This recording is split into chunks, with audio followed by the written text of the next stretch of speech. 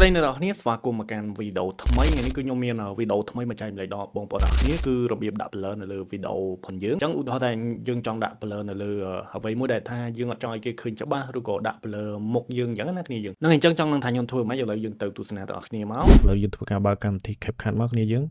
អូខេឥឡូវខ្ញុំយកវីដេអូមួយមកអនុវត្តអូខេខ្ញុំធ្វើការបិទសំឡេងចោលឲ្យវាលឺឆ្លងអញ្ចឹងណាគ្នាយើងហ្នឹងអញ្ចឹងគឺមានបងប្អូនយើងច្រើនមែនតើគាត់អត់ចេះរបៀបដាក់ blur អញ្ចឹងណាហើយមួយទៀតគាត់ចេះតែតែរបៀបដូចថាដាក់ blur អីឲ្យតារួចពីដៃអញ្ចឹងណាអញ្ចឹងថ្ងៃនេះគឺខ្ញុំយកបទពិសោធន៍ដែលខ្ញុំធ្លាប់ធ្វើពីមុនមកអញ្ចឹងណាដើម្បីយកមកអនុវត្តហើយនឹងចែកម្លែកដល់បងប្អូនទាំងអស់គ្នាផងដែរអូខេឥឡូវយើងចូលមកកាន់ប្រធានបទផងយើងវិញអញ្ចឹងឧទាហរណ៍ថាខ្ញុំចង់បាននេះ background នេះ blur កន្លែងដែលយើងចង់ឲ្យ blur អញ្ចឹងណាបងប្អូននេះចឹង blur ហ្នឹងគឺវាមានច្រើនវាដូចថា blur មុខឬក៏ blur អ្វីដែលថាយើងអត់ចង់ឲ្យវាឃើញច្បាស់ឃើញតា blur យ៉ាងព្រាលៗអញ្ចឹងណាគ្នាយើងអញ្ចឹងដំណោះស្រាយគឺស្រួលទេហើយមើលទៅវាស្អាតទៀតពីមុនគឺច្រើនតែពេញនិយមធ្វើនៅក្នុង Premiere ទៅអាចដាក់ទៅបានស្អាតអញ្ចឹងណាហើយចំពោះ CapCut ក៏យើងអាចដាក់បានដែរហើយខ្ញុំធ្វើយូរហើយប៉ុន្តែគាត់ថាមានបងប្អូនយើងមួយចំនួនដែលគាត់អត់ទាន់ចេះអញ្ចឹងណាអូខេឥឡូវឧទាហរណ៍ថាខ្ញុំនេះកន្លែងនៅលើទូរស័ព្ទនេះអេក្រង់ទូរស័ព្ទហ្នឹងខ្ញុំអត់ចង់ឲ្យឃើញច្បាស់ទេខ្ញុំចង់ឲ្យវា blur អូខេឥឡូវយើងធ្វើការកាត់វាសិនមកអញ្ចឹងបងប្អូនចង់ឲ្យវា blur វាយម៉ានយើងធ្វើការកាត់ធំហ្នឹងមកឥឡូវឧទាហរណ៍ថាខ្ញុំចង់ឲ្យវា blur ប៉ុណ្ណឹងអញ្ចឹងយើងធ្វើការបរិច timeline ឲ្យធំមកស្រួលទាញអញ្ចឹងណា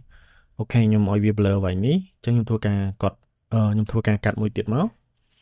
បន្ទាប់មកបងប្អូនទាំងអស់គ្នាធ្វើការចុច Alt ឲ្យជាប់ហើយទាញវីដេអូនឹងទៅលើមួយហ្នឹងរបៀបដូចជា copy ដែរគ្នាយើងអូខេអញ្ចឹងខ្ញុំចង់ឲ្យវា blur បន្ទាប់មកបងប្អូនទាំងអស់គ្នាធ្វើការដាក់ blur មកអូខេអញ្ចឹងបងប្អូននេះវាយពី blur មកគឺវាចេញ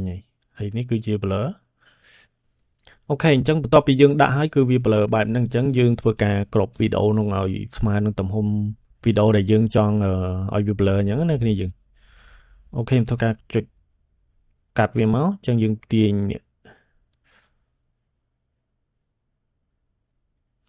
អូខេខ្ញុំយកប៉ុណ្ណឹងបន្ទាប់មកយើងធ្វើការ confirm មកអូខេបន្ទាប់មកយើងធ្វើការទាញវីដេអូនេះឲ្យស្មើមកអូខេអញ្ចឹងប៉ុណ្ណឹងមកគឺវីដេអូយើងបាន blur គ្នាយើងអូខេអញ្ចឹងបើសិនជាយើងចង់ឲ្យវា blur កាន់តែខ្លាំងយើងចុចនៅលើ effect ជើងមួយមកបន្ទាប់មកយើងធ្វើការទាញវាឲ្យ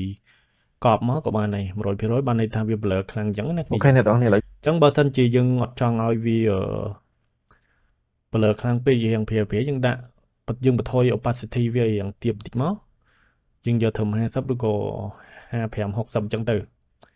ញ្ចឹងវីដេអូយើង blur ហើយបងប្អូនអ្នកគ្នាអញ្ចឹងបងប្អូននេះអាចមើលទៅឥឡូវខ្ញុំយកវីដេអូមួយនេះវាស្តៀងទៅនឹងAdobe Premiere ដែរគឺយើងហើយឥឡូវឧទាហរណ៍ថាយើងចង់បានកន្លែងណាដែលថា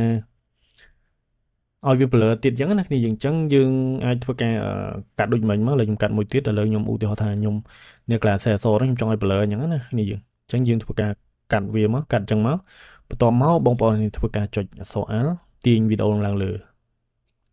ន្ទាប់មកយើងដាក់ blur លើហ្នឹងមកគ្នាយើងអូខេខ្ញុំគិតតែប៉ុណ្្នឹងហើយបន្ទាប់មកយើងធ្វើការចុចលើវីដេអូលើហ្នឹងមួយយើងចុចកន្លែងលើវីដេអូគ្នាយើងអញ្ចឹងមកបានវាយើងចុចកាត់អញ្ចឹងយើងធ្វើការគ្រប់ដូចមិញមកអូខេខ្ញុំយកប៉ុណ្ណឹងអូខេប៉ុណ្ណឹងបន្ទាប់មកខ្ញុំធ្វើការចុច confirm ហើយបន្ទាប់មកទៀតយើងធ្វើការចុចនេះកន្លែង scale ហ្នឹងអូខេយើងយកប៉ុណ្ណឹងមកបន្ទាប់មកយើងដាក់ឲ្យវាស្មើកន្លែងយើងចង់បានអញ្ចឹងណាគ្នាយើងអូខេខ្ញុំយកប៉ុណ្ណឹងឃើញគ្នាយើងអញ្ចឹងយើងបាន blur មួយទៀត font ហើយមួយទៀតយើងចង់ឲ្យវាស្មើយើងមើលមកគ្នាយើងមើលមកយើងដាក់ប៉ុណ្្នឹងមកមាន font Unicode យើងធម្មតាអូខេអញ្ចឹងយើងចង់ឲ្យ blur ខ្លាំងយើងដាក់ដូចមិញមកយើងចុចកណ្ដាលហ្នឹងមកអូខេបន្ទាប់មកយើងធ្វើការទាញ blur ឲ្យវាខ្លាំងតិចមកមាន font អូខេអ្នកនរនេះអញ្ចឹងយើងធ្វើបានហើយអញ្ចឹងយើងអាចដាក់បានច្រើនគ្រប់ទីតាំងនៅជុំវិញវីដេអូយើងនេះយើងដាក់តាណាក៏បានដែរហើយនេះគឺជាវីដេអូដែលខ្ញុំឧទាហរណ៍ទេគ្នាយើងអញ្ចឹងបើសិនជាបងប្អូនអរគ្នា គិតថាវីដេអូនេះល្អកុំភ្លេចចែករំលែកមួយផងហើយកុំភ្លេចធ្វើការ Subscribe ដើម្បីទទួលបានវីដេអូថ្មីៗអូខេអ្នកទាំងអស់នេះអញ្ចឹងវីដេអូខ្ញុំគឺមានតែប៉ុណ្្នឹងទេអរគុណសម្រាប់ការទស្សនាវីដេអូនេះផងដែរហើយបើសិនជាបងប្អូនទាំងអស់គ្នាមានសំណួរឬក៏មានចម្ងល់ទេអាច comment នៅខាងក្រោម YouTube Channel ខ្ញុំបានអរគុណច្រើនជួបគ្នានៅវីដេអូក្រោយ